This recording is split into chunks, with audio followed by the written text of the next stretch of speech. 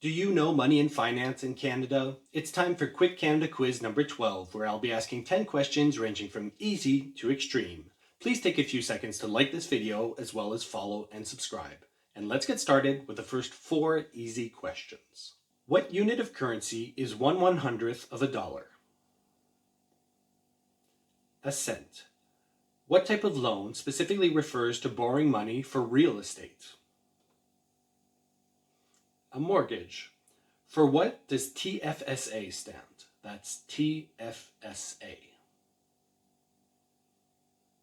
It's a tax-free savings account.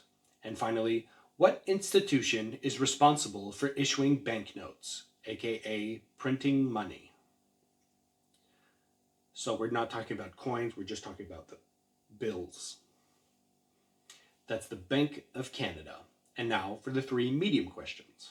What's the Canadian equivalent of Wall Street? Bay Street.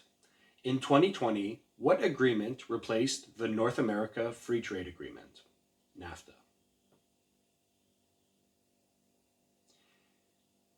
You could give either the acronym or the full name, and it's the USMCA or United States-Mexico-Canada Agreement. And now, in what year was the Canadian dollar officially established? Hint, it corresponds to another very important year in Canada's history.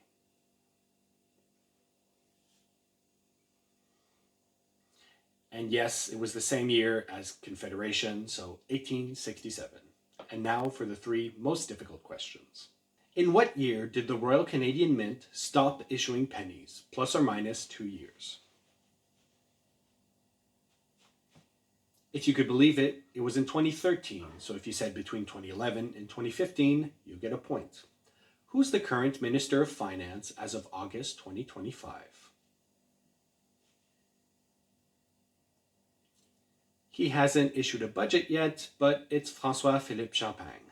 And now for the extreme question. To control inflation, should central banks use quantitative easing or tightening, and why?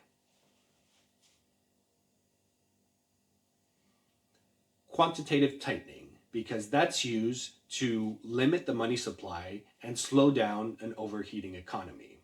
In other words, it increases the cost of borrowing, and it's a tool that central banks can use to control inflation in that way. Thank you so much for participating in the quiz. Make sure to comment your score below and stay tuned for next time.